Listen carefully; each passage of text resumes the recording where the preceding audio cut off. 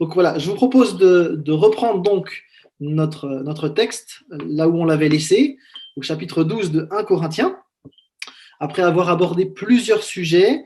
Vous vous souvenez, il était question de conjugalité, de viande sacrifiée aux idoles.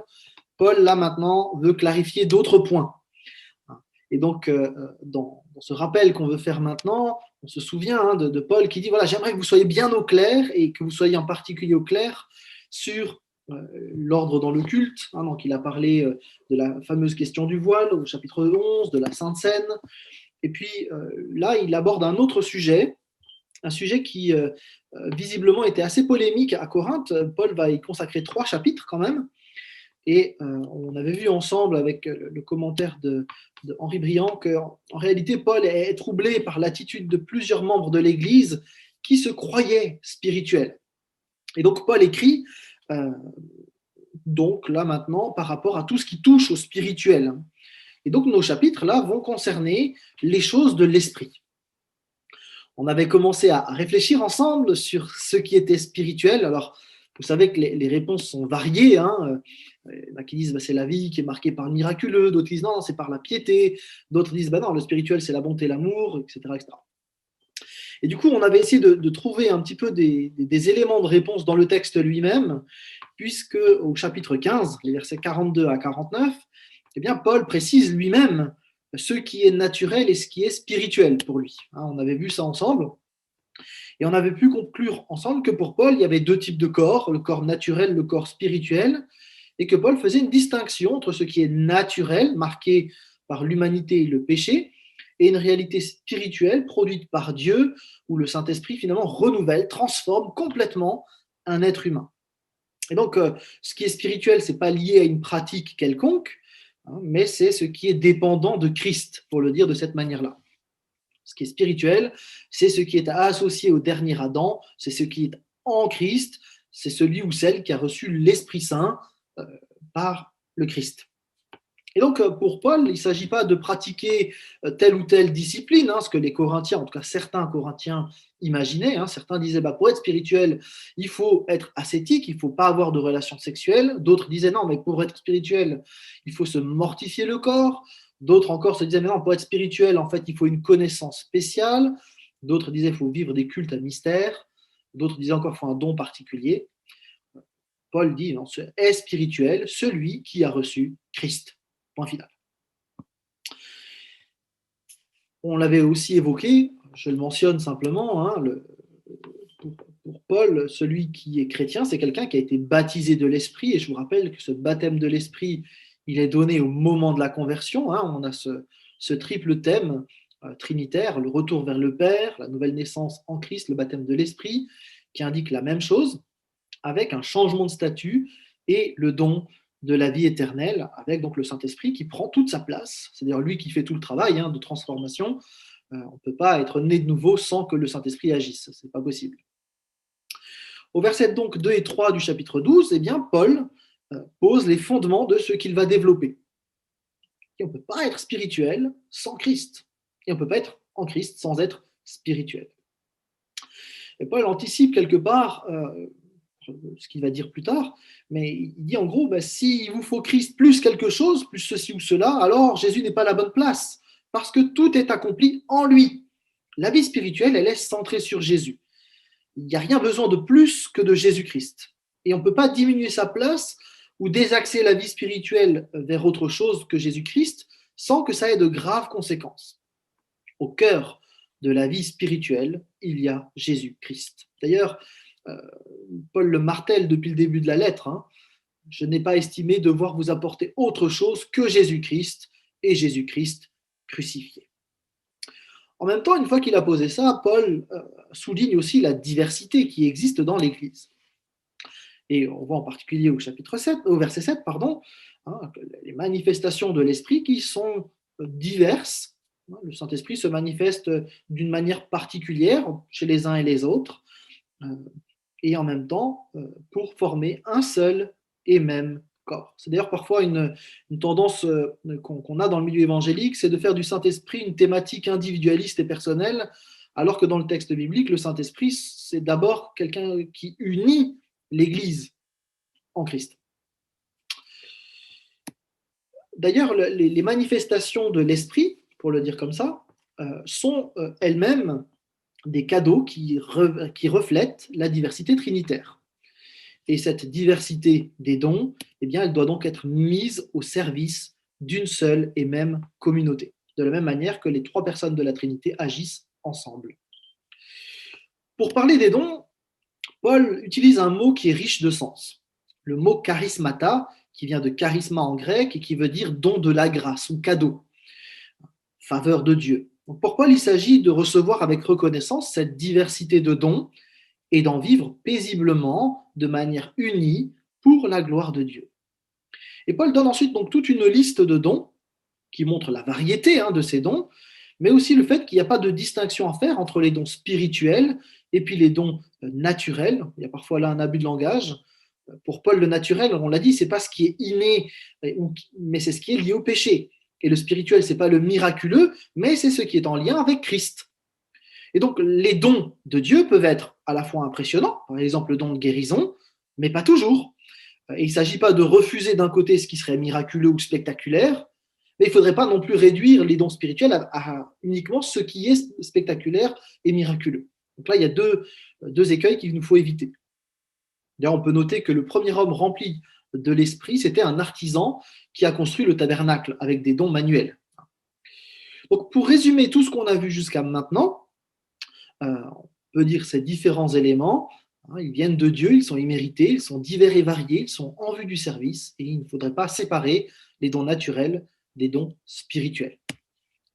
Loin d'être des signes de spiritualité dont je peux me vanter, mes compétences sont en réalité des manifestations de la grâce de Dieu.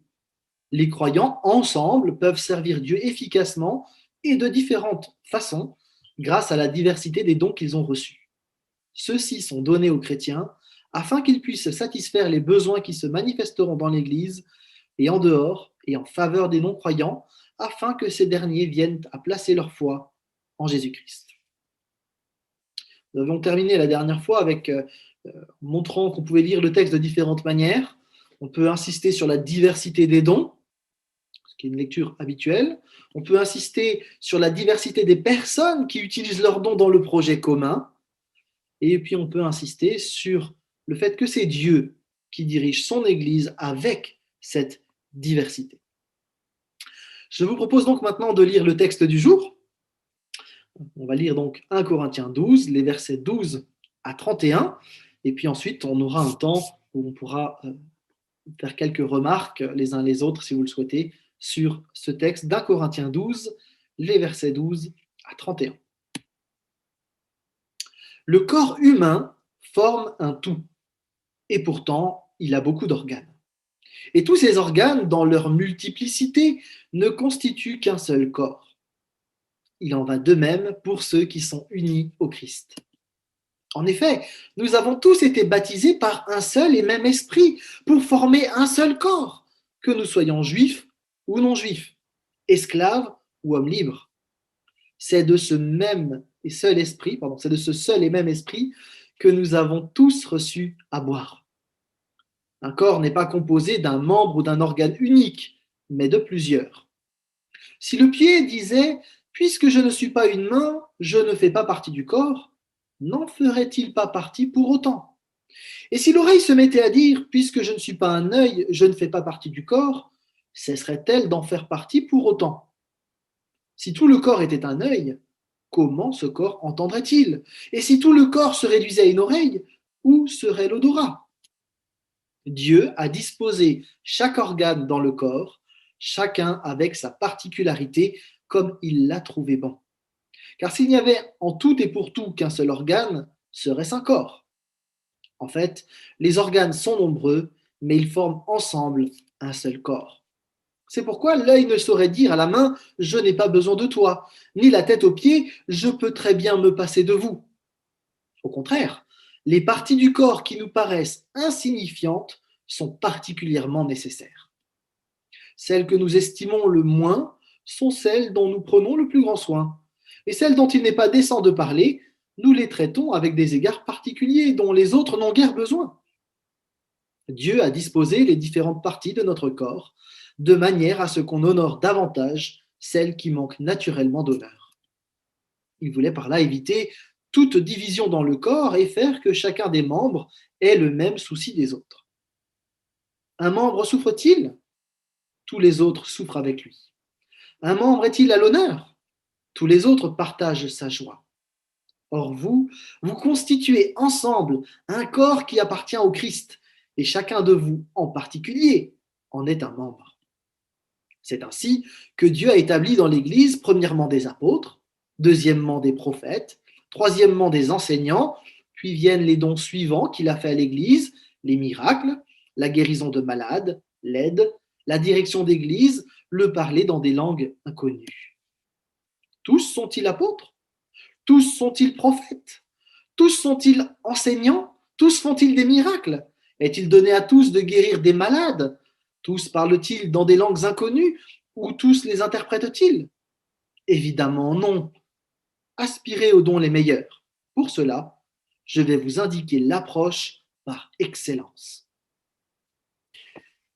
Le but de Paul dans ce texte, clairement, c'est d'illustrer cette diversité des dons qui doit être au service de Dieu et qui a pour but de l'honorer.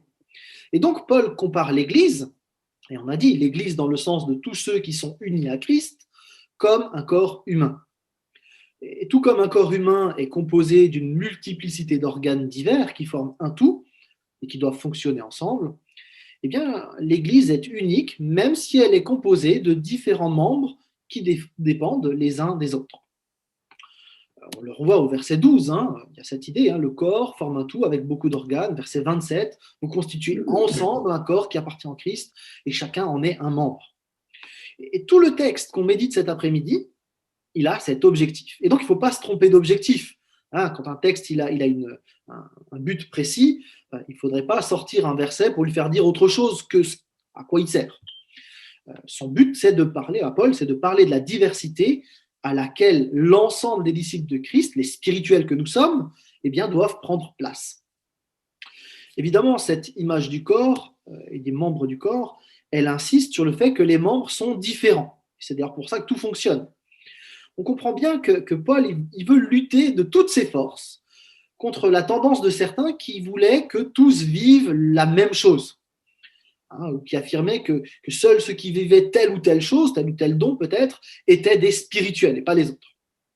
Et Paul insiste lourdement sur le sujet. Verset 18, chaque membre de l'Église, comme chaque organe du corps, a reçu une grâce particulière de Dieu pour remplir une activité différente, mais chacun est nécessaire pour le bon fonctionnement de l'ensemble. Et il insiste, s'il n'y avait qu'un seul organe, ce ne serait pas un corps.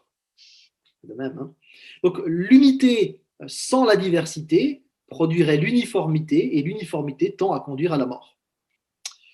Dieu a voulu donc qu'il y ait des dons différents. Or, dès qu'il y a des différences, il y a de la jalousie, de la compétition, des rivalités. Et il semble, selon le nouveau commentaire biblique d'Emmaüs, que certains Corinthiens avaient le sentiment d'être des chrétiens de seconde zone, de seconde classe, parce qu'ils n'avaient pas reçu de dons spectaculaires, alors que d'autres en avaient. D'autres commentaires suggèrent que ce sont ceux qui avaient reçu des dons spectaculaires qui méprisaient les autres parce qu'ils avaient des dons banals. Quoi qu'il en soit, en tout cas, Paul remet les choses en place. Les dons ont été donnés par Dieu. Et donc, il ne s'agit pas de s'en vanter. Et d'ailleurs, la comparaison ne sert à rien. Aucun membre ne doit se comparer à un autre membre parce que chacun est différent, chacun est important. Et d'ailleurs, Paul mentionne les plus méprisés comme étant les plus importants, ceux que Christ affectionne particulièrement. Et c'est vrai que quand on lit les évangiles, pour le coup, on ne peut pas manquer le soin spécifique de Jésus-Christ à l'égard des plus fragiles, ceux qui ne sont pas dans le visible. Et donc, ce n'est pas pour qu'ensuite, dans l'Église, Christ ne s'occupe que de ceux qui ont des dons visibles. Ce serait une fausse piste de le penser. Aujourd'hui, comme peut-être à l'époque, certains croyants se sentent très coupables parce qu'ils ne possèdent pas les dons qui les mettront en évidence devant tout le monde. Il y a parfois de vraies frustrations avec des conflits très importants dans les églises. Dans le ministère que j'occupe au niveau national, je me rends compte que régulièrement, on a des conflits de cet ordre-là. On va prendre un exemple. Le groupe de louanges attire toujours beaucoup de monde, avec des gens qui se croient doués ou appelés par Dieu à mener la louange. alors que manifestement, quand on les écoute un peu chanter, ils n'ont pas été équipés pour ce don-là. Mais être devant les autres, avec un micro, ça attire. Et quand on dit à de telles personnes que c'est probablement pas leur don, eh bien, on se retrouve avec certains qui s'emportent, qui se sentent rejetés et surtout qui sont frustrés de ne pas pouvoir être devant les autres. À l'inverse, j'ai aussi connu des gens qui étaient devant le micro pour prêcher, par exemple, et qui avaient un profond mépris pour tous ceux qui ne le feraient jamais. C'est précisément ces attitudes-là, de se sentir rejeté parce qu'on n'a pas tel don, ou au contraire de mépriser les autres parce qu'on aurait tel don, que Paul est en train de récuser. La diversité ne suggère pas l'infériorité. Pour Paul, il n'y a qu'un seul corps. Et aucun corps ne mettrait en concurrence la jambe droite et la jambe gauche. Ça n'a pas de sens. Et bien de même, quels que soient nos dons, ils ne sont pas révélateurs d'une valeur plus ou moins grande que nous aurions. Nous formons ensemble un corps. Et tout type de don fait partie de l'ensemble. Dieu a voulu cette diversité et il nous a donné une part dans l'ensemble. Envier les autres ou les mépriser, c'est rejeter ce que Dieu a donné. Or, aucun d'entre nous ne pouvons contester que le Dieu souverain ne s'est pas trompé quand il a accordé des dons. À Corinthe, la question des dons avait divisé l'Église et c'était devenu un vrai problème. Encore un problème de plus qui divise cette Église de Corinthe qui est déjà mal en point. Et Paul ici essaye de rectifier le tir. Il invite à réaliser l'absurdité que c'est de mépriser les autres parties du corps. Verset 21. Comme on est un corps, c'est complètement absurde que l'un des membres du corps dise « j'ai pas besoin de toi ». Ça n'a aucun sens parce que nous formons un seul et même corps. Les membres contribuent à l'unité lorsqu'ils découvrent qu'ils dépendent les uns des autres. Celui qui chante, il a besoin du technicien pour qu'il ait du son, mais il a aussi besoin de celui qui compose les chants. Par ailleurs, pour venir à l'église, il va avoir besoin de celui qui le conduit. Et puis, il a besoin aussi, durant la semaine, parce qu'il est fatigué, d'être encouragé par tel autre, aidé pour les travaux par tel autre, etc. La diversité des dons devrait amener à une juste pratique dans l'Église, dans l'interdépendance. Or, malheureusement, dans la plupart des églises, cette interdépendance n'est pas vécue. C'est pourtant dans le service les uns pour les autres, les uns avec les autres, que l'on peut vraiment vivre la communauté chrétienne. Chaque membre a besoin des autres. Même si par orgueil on voudrait chacun vivre de son côté, aucun membre ne peut se permettre d'être un membre indépendant. L'Église est un corps, et dans un corps humain en bonne santé, les différents membres coopèrent les uns avec les autres. La difficulté avec le projet de Dieu, c'est que nous sommes tous responsables de tenir notre rôle. Et ce n'est pas facile parce que nous avons des rôles différents. On va prendre un exemple concret. Imaginons une chanteuse, on va l'appeler Clarisse. Comme il n'y a pas de Clarisse dans l'église, ça va nous aider. Et donc Clarisse participe au groupe de louanges. Elle vient avec sa petite fille de 5 ans parce que son mari travaille le dimanche. La voilà en train de répéter avec le groupe tout en s'inquiétant pour sa fille qui est assise sur un banc et qui suit la répétition. Et puis ensuite, puisqu'elle fait aussi la louange pendant le culte, eh bien, la petite fille de 5 ans reste seule. Et pendant que cette maman galère pour vivre son service, 2 autres personnes de l'Assemblée, qu'on va appeler Céline et Roger, qui sont membres de l'Assemblée, eux ne font rien. Ils vont simplement venir plus tard pour profiter du service de cette maman solo. Ils vont vivre le culte et ils vont se dire qu'ils ne servent à rien dans l'église parce qu'ils n'ont pas la belle voix de Clarisse. Première situation. Imaginons maintenant que Clarisse, le dimanche matin, elle puisse déposer sa fille chez la dame, Céline, avant d'aller à la répétition. Cette dame de l'église se charge de faire petit déjeuner la fille de 5 ans, et ensuite, Roger, ce monsieur, va s'occuper d'emmener Céline et la fille de 5 ans pour rejoindre la maman chanteuse pour le culte. Roger s'assiera à côté de la petite fille de 5 ans pour qu'elle ne soit pas toute seule pendant le culte. Et maintenant, Clarisse peut chanter en toute sérénité, répéter, en utilisant son don pour la louange, sachant que 2 autres adultes vont prendre soin de son enfant pour que sa fille ne soit pas seule. Cette fois, ce sont 3 personnes qui sont impliquées dans l'Église à différents niveaux pour que fonctionne le corps. L'interdépendance que je viens de décrire fonctionne parce que les uns et les autres se mettent au service les uns des autres. Et vous voyez qu'on est passé d'un fonctionnement où on réfléchit de manière individuelle, est-ce que j'ai le don de la louange ou pas, à est-ce que je peux faire quelque chose pour servir l'ensemble. En fait, on passe d'une dimension individuelle, ou même individualiste, à une dimension collective. C'est un peu à contre-courant de notre société de fonctionner comme ça. Mais c'est beau à vivre. Et ça ne peut se vivre que si chacun prend sa place en considérant le besoin des autres qui servent. Ainsi, la diversité des dons, elle peut mener à la division quand les membres rivalisent entre eux, à la frustration, mais la diversité engendre l'unité lorsque les membres prennent soin les uns des autres. Et Paul réaffirme avec force, vous formez un seul et même corps. Il nous donne donc une manière de vivre cette diversité qui n'est pas dans une compétition malsaine ou une concurrence agressive, mais dans une compréhension que nous sommes un seul et même corps, appelés à nous servir les uns les autres dans l'interdépendance. Alors, dans les versets 22 à 25, Paul parle des parties qui semblent insignifiantes, mais qui sont particulièrement nécessaires. Alors, je n'ai pas lu grand-chose, je dois vous avouer, dans les commentaires au sujet de ces parties insignifiantes.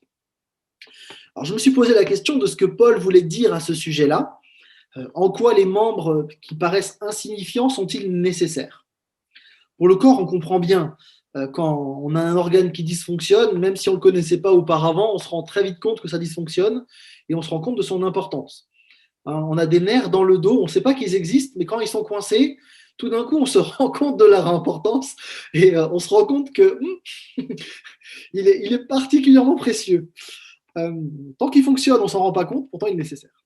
Mais du coup, comment le transposer à l'Église? Je crois que Paul essaye de dire que pour que le corps puisse être dans son meilleur fonctionnement, chacun est nécessaire, et en particulier tous ceux qui se pensent insignifiants, sans valeur, ou qui étaient méprisés par les autres. La dame qui va donner, dans mon exemple, le petit déjeuner à la fille de 5 ans, elle paraît rendre un service insignifiant. Elle n'est pas devant tout le monde, personne ne le saura à part la maman. Mais pour la petite fille qui va voir l'amour de Jésus en action, c'est important. Pour la maman qui est en train de chanter, qui peut répéter sans se soucier de sa fille et se consacrer à son service, c'est important. Et c'est important pour Jésus-Christ, qui avait tout prévu pour que ce service puisse se vivre dans la paix. Il est donc nécessaire que chaque personne joue son rôle, sinon on va avoir des problèmes dans le corps. Mon genou gauche, il est fragilisé par l'opération subie l'année passée. En plus, les complications suite à l'opération n'ont pas arrangé les trucs, mais du coup, il s'est produit toute une série de réactions en chaîne parce que mon genou gauche ne remplit plus tout à fait son rôle. Mon genou droit est sursollicité et c'est lui qui me fait mal désormais.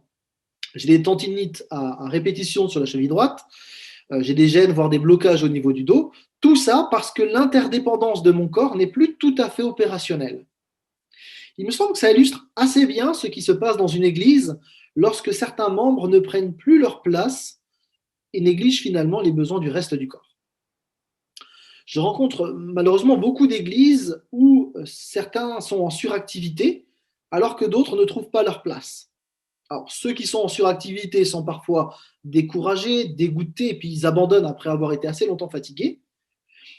Et pour éviter cela, il faudrait que ces gens qui sont en suractivité ralentissent, laissent de la place, parce que parfois ils prennent trop de place, et en même temps que d'autres proposent leur aide sans attendre qu'on aille nécessairement les chercher. Donc là, vous voyez, un effort collectif pour que tous soient unis dans un même but. Et en fait, c'est ce que Paul aimerait que les Corinthiens vivent. Paul rappelle au verset 25 ce but du Seigneur. Il voudrait éviter par là toute division dans le corps et faire que chacun des membres ait le même souci des autres. Dans une église où règne la communion fraternelle, les membres, ils ont à cœur de se servir les uns les autres et d'être source de bénédiction. Ensemble, ils servent Dieu tout en réalisant que chacun est appelé. Et la suite du texte montre cette interdépendance. Est-ce qu'il y en a un qui souffre? Eh bien, tout le corps souffre. On a vraiment cette importance de l'action collective. Nous sommes membres les uns des autres, et donc il n'y a pas de compétition malsaine dans le corps, c'est un effort qui est partagé, un travail collectif pour la gloire de Dieu. Or, Paul, il écrit à cette église, et dans cette église, il y a des castes. D'un côté, on a les riches, de l'autre côté, on a les pauvres, d'un côté, les juifs, de l'autre côté, les païens, d'un côté, ceux qui se disent spirituels, et de l'autre, ceux qui disent pas spirituels. Et on a déjà dit, mais Paul, tout au long de cette lettre, il se bat pour l'unité. Et il rappelle là au verset 27 l'élément unificateur. Chacun des membres appartient à Christ. Comme aucun chrétien ne possède tous les dons, on a besoin les uns des autres. C'est le plan de Dieu de fonctionner comme ça.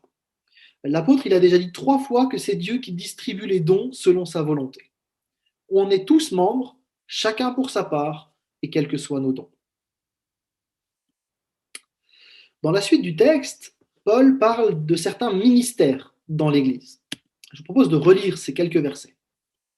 C'est ainsi que Dieu a établi dans l'Église, premièrement des apôtres, deuxièmement des prophètes, troisièmement des enseignants, puis viennent les dons suivants qu'il a fait à l'Église, les miracles, la guérison de malades, l'aide, la direction d'Église, le parler dans des langues inconnues. Tous sont-ils apôtres? Tous sont-ils prophètes? Tous sont-ils enseignants? Tous font-ils des miracles? Est-il donné à tous de guérir des malades? Tous parlent-ils des langues inconnues ou les interprètent-ils? Évidemment non. Aspirez aux dons les meilleurs. Pour cela, je vais vous indiquer l'approche par excellence. La diversité que Dieu a établie dans l'Église implique que personne n'a tous les dons. Il y a une pluralité. C'est manifeste dans notre texte. En même temps, ce texte, comme d'autres, rappelle aussi qu'aucun don n'est donné à tout le monde. La diversité, qui peut se voir dans cette liste, mais aussi quand on compare toutes les listes du Nouveau Testament, on voit que ce ne sont pas les mêmes listes qui sont proposées dans l'ensemble du texte du Nouveau Testament. Aucun don, aucun ministère n'est partagé par l'ensemble des chrétiens. Il y a une grande diversité. Il y a parfois ici une confusion, parce que depuis la Réforme protestante, on parle du sacerdoce universel, en disant que nous sommes tous prêtres, que nous sommes tous des serviteurs de Dieu, ce qui est juste. En fait, contrairement à la théologie catholique qui disait qu'il y avait une caste spéciale, au Moyen-Âge, l'Église catholique disait ça, les prêtres ordonnés étaient les seuls médiateurs entre les hommes et Dieu, et donc on avait fait du clergé une élite spirituelle à part. Et donc les réformateurs, et Luther, Calvin en tête, vont affirmer que Christ nous a sauvés, le Saint-Esprit a été répandu sur tous les chrétiens, et donc chacun de nous est prêtre dans ce sens qu'il peut parler à Dieu, il peut servir Dieu, puisque les charismes ont été aussi donnés à tous. Donc chez les protestants, on affirme, c'est Christ le médiateur. Il n'y a pas une caste particulière qui serait fait des pasteurs ou de je ne sais pas qui, mais nous sommes tous effectivement prêtres. On peut l'expliquer rapidement avec une citation de Martin Luther, qui parle de ce concept. Il écrit dans la lettre à la noblesse chrétienne de la nation allemande, il dit, voilà, il ne peut y avoir d'une part un État ecclésiastique qui regrouperait le pape, les évêques, les prêtres et les gens des monastères, et d'autre part un État laïque dans lequel on mettrait les princes, les seigneurs, les artisans et les paysans. Tous les chrétiens appartiennent véritablement, vraiment à l'État ecclésiastique, car ils ont en commun un même baptême, un même évangile et une même foi. Nous sommes absolument tous consacrés prêtres par le baptême.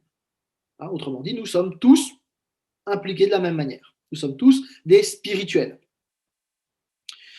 Ceci dit, le sacerdoce universel, ça ne veut pas dire qu'il y a un lissage des ministères. Il ne s'agit pas de dire que tous sont interchangeables. Il y a des dons spécifiques et des ministères spécifiques. Et ainsi, les 3 premiers ne sont pas plus importants en termes de valeur que les autres, mais ils ont un rôle particulier dans le corps. Et Paul met l'emphase dans ce passage sur quelques-uns de ces ministères, non pas pour les valoriser exagérément, mais pour en montrer la diversité. On va revenir sur ces ministères spécifiques dans un instant, mais il ne faut pas perdre de vue le but qui est de montrer cette diversité. Paul veut illustrer le fait que Dieu donne des dons différents pour le service d'un seul et même corps. Et c'est pour ça que Paul insiste. Est-ce que tous sont ceci? Est-ce que tous sont cela? Il veut prouver la diversité. Elle est normale. Par ailleurs, il faut noter que cette diversité doit être vécue dans l'amour. Quand on étudie de manière plus précise la question des dons et des ministères dans le Nouveau Testament, il y a quelque chose de frappant, parce que toutes les listes de ces dons sont toujours reliées à ensuite un passage qui parle de l'amour. Dans 1 Corinthiens 12, vous avez ensuite le chapitre 13, qui est une grande exhortation à l'amour. Dans Romains 12, pareillement, à partir du verset 9, vous avez une invitation à l'amour. Dans 1 Pierre 4, de la même manière, ça commence par une invitation à l'amour, et ensuite, vous avez la liste des dons.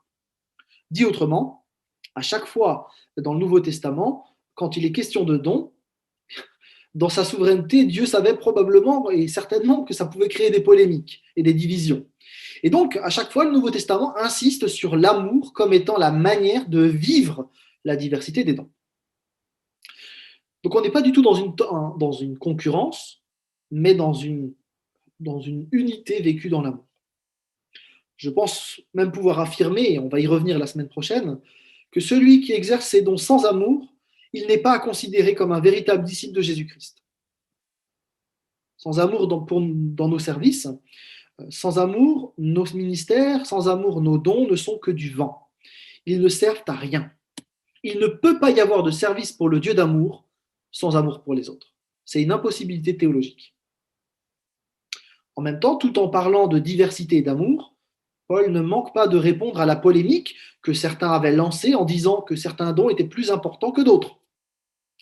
Ici, Paul mentionne des ministères spécifiques qu'il met en avant et qu'il fait passer dans la liste avant l'ensemble des dons spectaculaires qui étaient probablement mis à l'honneur dans l'église de Corinthe. Il reviendra d'ailleurs sur ce point au chapitre 14. Mais ici, Paul fait déjà exprès de montrer une forme de priorité de certains dons, les dons qui servent à l'édification de l'Église, à la croissance spirituelle de l'ensemble, tout en partant de la parole. Cette parole, la parole de Dieu qui va être enseignée, va encadrer l'exercice des autres dons. Et c'est probablement pour cette raison que Paul met en tête de la liste ces ministères-là d'apôtres, de prophètes et de docteurs. On retrouve d'ailleurs cette idée que l'enseignement de la parole doit baliser l'ensemble des dons et des ministères avec les obligations primordiales que Paul donne notamment, par exemple, à Timothée. Dans 2 Timothée 4, les versets 1 à 4, Paul va insister auprès de Timothée en disant « Mais je t'en conjure devant Dieu, devant Jésus-Christ, qui doit juger les vivants et les morts, et au nom de son avènement et de son royaume, prêche la parole. Insiste en toute occasion, favorable ou non, reprend, censure, exhorte, avec toute douceur et en instruisant. » Vraiment, pour Paul, l'enseignement biblique est au cœur, voyez, ce qui va permettre de vivre l'ensemble des dons d'une manière correcte. Et c'est pour ça qu'il les met en avant. Henri Briand, qu'on a déjà cité, dit ceci: une église qui néglige ce ministère de la parole pour favoriser toute autre activité ou manifestation va tôt ou tard dévier de la saine doctrine. L'enseignement qui lui permet de rester fidèle au Seigneur et d'être utile entre ses mains. Alors c'est clair que la fidélité à la parole de Dieu est ce qui va permettre de garder le cap juste. En même temps, il faut aussi dire qu'il y a une nécessité de laisser le Saint-Esprit agir au travers de sa parole et pas faire de la parole de Dieu un truc figé, une sorte de relique intellectuelle, un monument du passé. La parole de Dieu est toujours actuelle, elle doit être lue, interprétée, actualisée par l'action de l'Esprit. C'est le travail de tous les enseignants, de tous les prédicateurs de la Bible. C'est ce qu'on fait aussi d'ailleurs ici en études bibliques, en réfléchissant à la manière dont cette parole nous interpelle aujourd'hui. Et donc, dans la préparation d'une prédication, d'une étude biblique, il s'agit de communiquer avec Dieu et de dire « Mais Seigneur, qu'est-ce que tu veux que je transmette pour que l'Église soit interpellée aujourd'hui par ta parole ?» Donc, il ne faut pas opposer parole de Dieu et esprit, ce ne serait pas très juste. On a vraiment ce cadre qui est posé avec le texte biblique, mais c'est vécu en lien avec le Saint-Esprit. Donc, Paul mentionne 3 ministères spécifiques, et puis ensuite différents dons. Alors, les listes de ces chapitres, ils ont donné de grands débats dans le monde évangélique de notre siècle en particulier. Il y avait très peu de débats avant, mais il y a du débat qui a été mis en place maintenant sur la question de l'existence actuelle des dons de miracles ou des signes surnaturels. Le mouvement charismatique, qui a connu une grande croissance depuis le début du XXe siècle, affirme que l'Esprit n'a jamais cessé de donner tous les dons à l'Église qui les recherche par la foi. À l'inverse, les églises cessationnistes enseignent que les miracles du 1er siècle servaient de signe pour mettre le sceau de Dieu sur son Église naissante, mais qu'avec la mort des apôtres, les miracles ont cessé pour la plupart. Vous avez des chrétiens sincères de chaque côté de l'échiquier. Et entre les deux, vous avez la grande majorité du monde évangélique qui ne va pas ni dans une position extrême ni dans l'autre, et donc qui essaye de conjuguer l'ensemble avec une variété de compréhension. Donc il faut faire attention parce que de chaque côté, même au milieu, tout le monde dira je suis biblique, j'ai raison. Et donc lorsqu'il y a débat, il faut simplement reconnaître avec humilité que peut-être les choses ne sont pas aussi simples qu'elles paraissent à première lecture. Donc on va essayer d'essayer de formuler quelques propositions utiles, si possible pas polémiques. En tout cas, au premier rang de ces ministères qui sont donnés par le Seigneur pour vivre l'Église, on trouve donc les apôtres. C'est un sujet qui est beaucoup débattu, certains considérant que le ministère d'apôtre existe toujours, et d'autres affirmant que c'est un ministère premier, c'est-à-dire pour les fondements de l'Église, et qu'il est désormais terminé. À vous de vous faire votre avis sur la question. Je vais exposer en tout cas moi ce que je comprends moi de l'apostolat. Quelle que soit l'option retenue, il faut dire que le terme d'apôtre dans le Nouveau Testament, il est exclusivement réservé à un type de ministère spécifique et très délimité. Vous avez des gens très sérieux qui défendent que tout évangéliste est un apôtre. Par exemple, Alfred Kuhn, qui est bien connu dans notre milieu, l'affirmait de cette manière-là. Tout implanteur d'église, c'est un apôtre.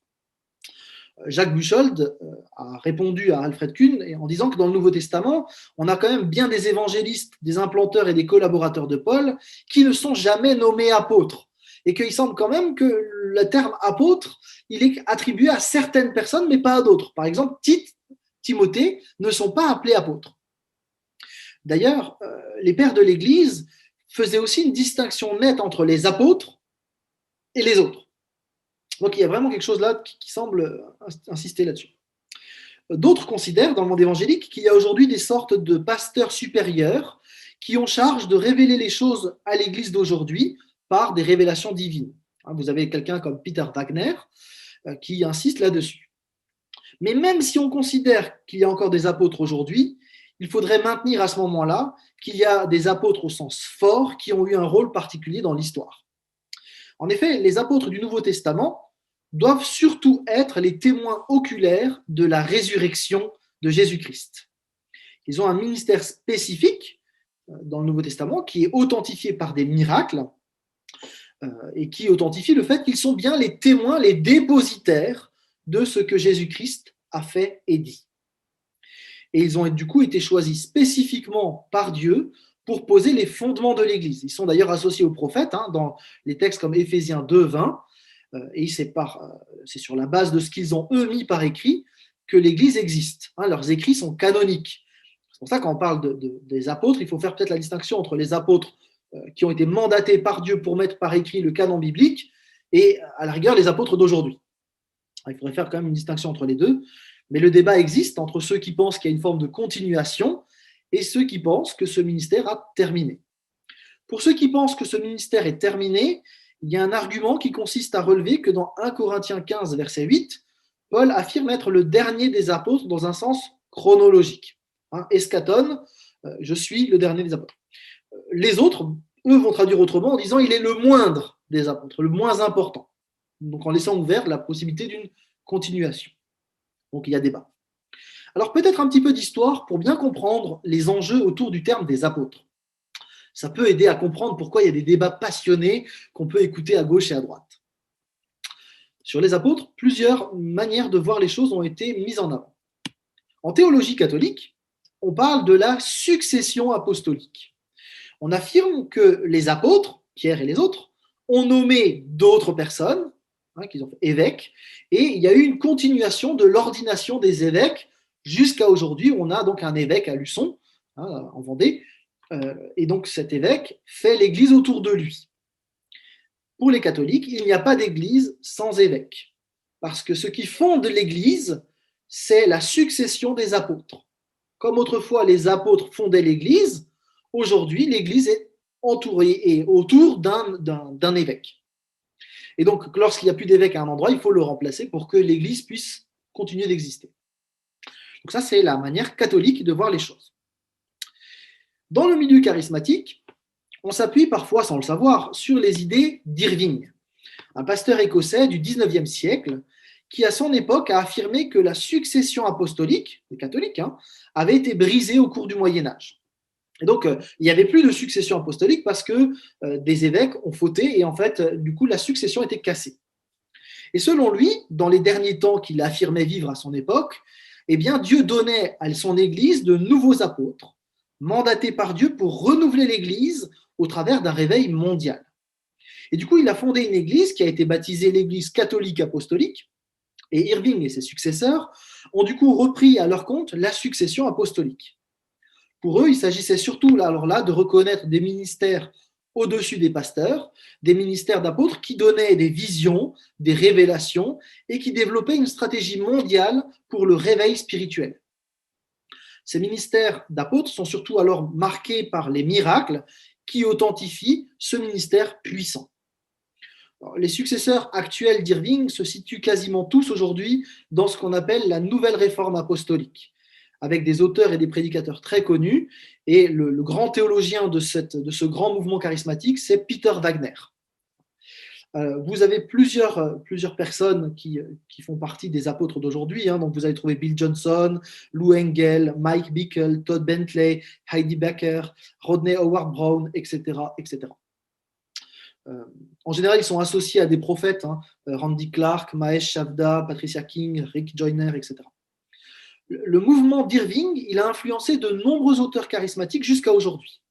Et donc, souvent, lorsqu'on insiste sur le fait qu'il y a des apôtres aujourd'hui, en fait, sans le savoir, on reprend à notre compte les thèses d'Irving qui insistaient qu'il y avait une nouvelle mise en place avec des nouveaux apôtres à partir de l'infidélité catholique.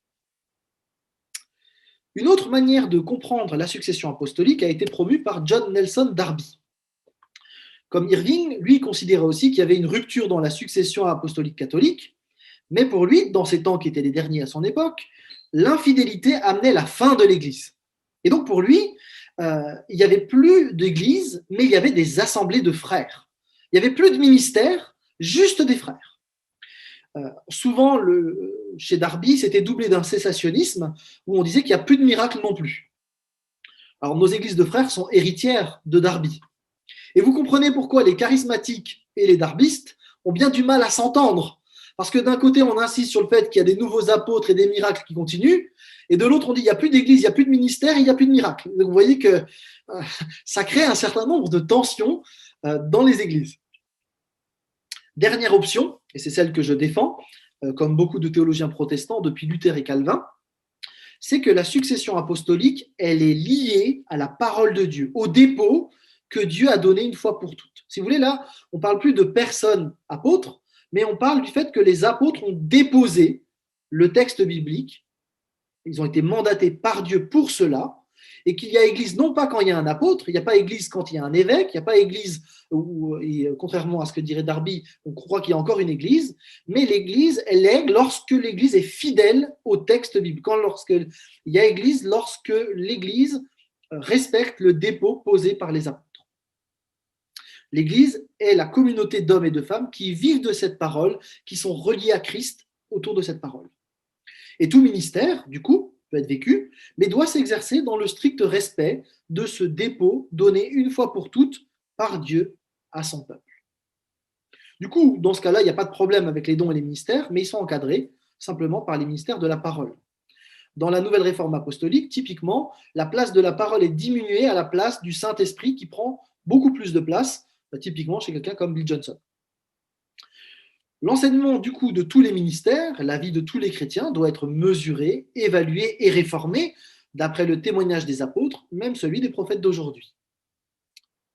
Alors, vous avez le droit de penser autrement, à la suite d'Irving, de Darby ou de la tradition catholique. Simplement, sachez que, en tout cas dans l'Église à la Bonne Nouvelle, dans l'Union des CAEF, même si on est ouvert à la discussion théologique, on a aussi des convictions et qu'on défend théologiquement et qu'on enseigne du coup dans le respect des autres traditions. Et on attend aussi à être respecté dans notre propre point de vue. Le texte que nous avons mentionné mentionne donc les apôtres et ensuite d'autres ministères. Il faut préciser qu'il est difficile d'être aussi précis pour les autres ministères que pour ceux des apôtres. Par exemple, sur la question de la prophétie, c'est assez difficile de dresser un portrait robot rigide de ce que c'est la prophétie. Parce que quand il est question de prophètes dans le Nouveau Testament, vous avez quelques références en dessous, on parle de choses très variées. Vous avez par exemple Agabus qui fait des prédictions. Jude et Silas, ce sont des prédicateurs qui encouragent l'assemblée Et en acte 13, vous avez des gens qui sont des responsables d'église. Alors de quoi on parle exactement? Ce n'est pas si simple de savoir. De même, la compréhension du ministère d'enseignant ou de docteur, elle est sujette à beaucoup de débats dans le milieu évangélique. Chacun y va de son idée pour définir le rôle, parce qu'en fait, il y a bien le mot dans le Nouveau Testament, mais il n'est jamais décrit.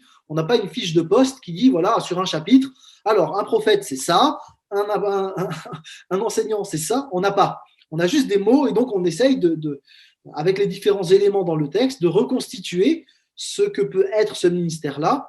Et il faut bien dire qu'en fonction des accents qu'on met sur tel ou tel texte, on n'arrive pas tout à fait aux mêmes conclusions, et c'est pour ça qu'il y a débat.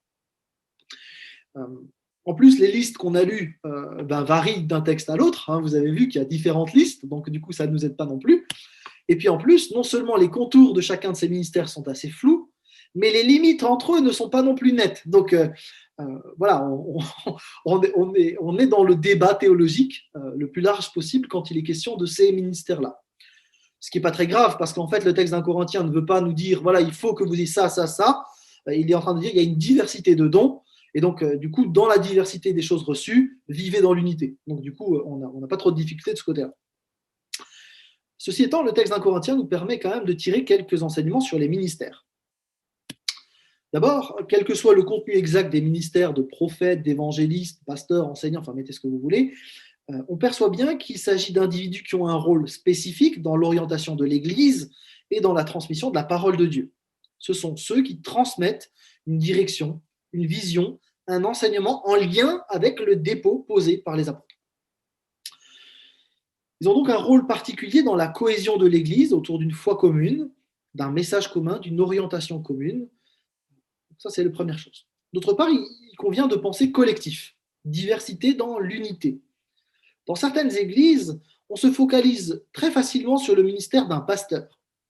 Et ce texte, je crois, nous invite à réfléchir plutôt de manière collective et à sortir des pastorodépendances. L'église, c'est nous tous. Et ce n'est pas l'église de un tel ou un tel. On entend ça parfois, malheureusement. Dans d'autres églises, on imagine parfois la vie chrétienne comme quelque chose d'uniforme. Tout le monde devrait avoir tel don pour authentifier sa spiritualité. Or, il me semble que ce texte de 1 Corinthiens 12 nous invite à envisager les choses sous un angle un peu différent, en voyant l'Église comme un travail collectif, un corps où chacun aura un rôle différent, avec des dons différents, mais en ayant un même souci, celui de l'Église. On peut encore ajouter un élément, c'est qu'à la lumière du Nouveau Testament, il y a plusieurs formes d'organisation d'Église, en fonction de la ville, en fonction du contexte, en fonction des équipes présentes. L'Église locale, parce que c'est un organisme vivant composé de membres, n'est pas un modèle unique. On a tous connu des modèles, on a certains modèles en haute estime, d'autres modèles nous ont peut-être déçus, on est peut-être mal à l'aise avec certains modèles, mais il faut garder en mémoire que dans le Nouveau Testament, il y a plusieurs modèles. Les spécialistes hésitent entre 5 et 9. Ça varie en fonction des théologiens. Par contre, ce qui est essentiel, c'est que l'Église a une seule tête. Et là, de nouveau, il faut bien mentionner, on ne parle pas de l'Église locale, on parle bien de l'Église de Jésus-Christ. Une Église avec une seule tête et un fondement clair, la parole de Dieu. Même si après, il peut y avoir des variations dans la manière de vivre l'organisation, de vivre les cultes, etc., etc. Enfin, le texte que nous avons lu nous rappelle que ceux qui ont la charge de l'Église devraient valoriser, encourager, susciter et accompagner l'ensemble des membres pour que tous ensemble glorifient Dieu dans l'unité et l'amour. Et ça passe aussi par une valorisation des dons qui sont peut-être moins connus dans nos milieux, puisque nos milieux ont été marqués par la pensée de Darby, qui refusait finalement tout don spectaculaire. Et là, il faut peut-être que nous, dans notre milieu, on soit attentifs à intégrer tous les dons, et pas simplement ceux qui ne nous dérangent pas trop.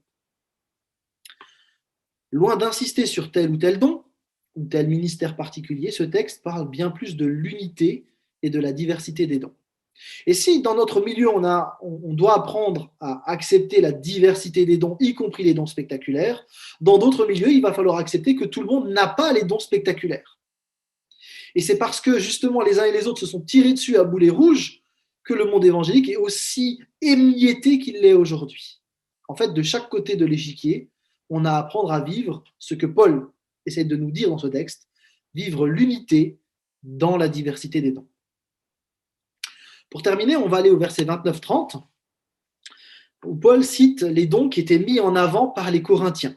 Ils ont tous un point commun, ce sont des dons spectaculaires.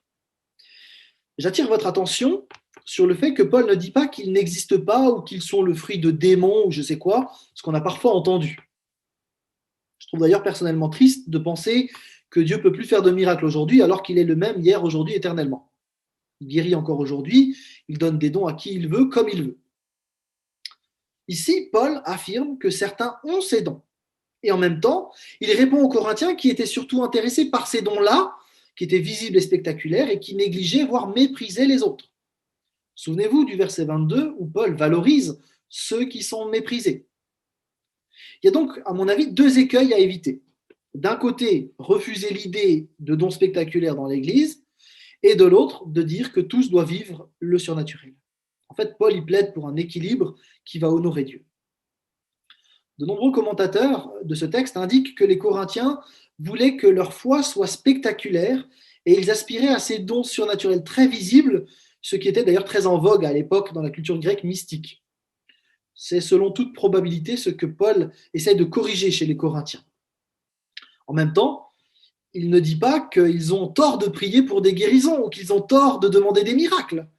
Il ne les décourage pas à aspirer à ces dons-là. Et donc Paul termine le texte d'un Corinthiens 12 en invitant les Corinthiens à aspirer aux dons spectaculaires, ces dons meilleurs, comme disaient les Corinthiens, mais il va leur indiquer une voie très différente de celle que pensaient les Corinthiens. Rappelez-vous le contexte. Les Corinthiens, ils pensaient s'élever dans la gnose, dans la connaissance mystique, pour pouvoir recevoir de nouveaux dons. D'autres imaginaient une initiation. Paul, lui, va parler de l'amour. On peut d'ailleurs faire une distinction intéressante pour finir, que Paul va faire lui-même dans 1 Corinthiens 14. Il dit « Recherchez avant tout l'amour, aspirez en outre aux manifestations de l'esprit et surtout aux dons de prophétie. » Il fait une nuance ici entre rechercher et aspirer. Rechercher, ça comporte une promesse de trouver ce qu'on va chercher. Aspirer, par contre, exprime un souhait. Alors, le mot est fort, parce que ce n'est pas juste une envie, il y a l'idée de zèle. Littéralement, avoir un zèle pour pouvoir expérimenter des choses venant de Dieu. Mais Paul semble faire une distinction ici parce que celui qui va chercher l'amour en Christ va le trouver nécessairement. Par contre, ce n'est pas garanti que celui qui aspire, même avec zèle, aux dons, va tous les avoir. Et donc là, il y a une petite nuance qui est intéressante, parce que c'est Dieu qui donne selon sa volonté. Et donc les Corinthiens, même ceux qui auraient voulu avoir tous les dons spirituels et spectaculaires, Paul dit, mais aspirez, il n'y a aucun problème, cherchez-les avec zèle et le Seigneur vous donnera, peut-être, certains. C'est lui qui donne. Donc aspirez, sans aucun problème, mais recherchez avant tout l'amour. Donc il faut retenir ça, que Paul ne décourage pas du tout les Corinthiens, bien au contraire. Contrairement à peut-être à certains cessationnistes qui disent non mais c'est fini, il semble que Paul valorise cette aspiration et en même temps, par rapport à tous ceux qui ne feraient comme si cette aspiration c'était le but en soi de la vie du chrétien, il rappelle aussi mais recherchez d'abord l'amour. Et il me semble qu'il tient là l'équilibre que nous sommes appelés, nous dans nos églises, à vivre, l'équilibre que Paul donne dans ce texte-là. Qu'est-ce qu'on peut retenir ? Il me semble que l'élément clé, c'est l'interdépendance. Vraiment, Paul insiste sur cette interdépendance des uns et des autres, avec cette diversité de dons qui est appelée à être vécue dans une unité où les uns et les autres prennent leur place en fonction des dons reçus et vécus. L'autre élément, c'est vraiment cette insistance sur un seul et même corps, avec une seule tête, Jésus-Christ. Et donc, si vous voulez, la question qui est parfois mise en avant des dons de manière individualiste, elle n'est pas à ce niveau-là dans le texte. Elle est en deuxième plan, puisque du coup, Paul utilise cette diversité surtout pour parler de l'unité. Et on a bien compris qu'à Corinthe, la grosse problématique, c'est cette problématique de la division. Et malheureusement, après les Corinthiens, des siècles d'histoire de l'Église montrent que la question des dons continue finalement à poser bien des débats et poser bien des questions de division dans beaucoup d'églises évangéliques. Malheureusement, c'est souvent sur cette question du Saint-Esprit et des dons du Saint-Esprit que les divisions ont lieu. Et c'est triste alors que tout le texte d'un Corinthiens 12 a pour but précisément de travailler à l'unité. Je vous propose de prier pour terminer.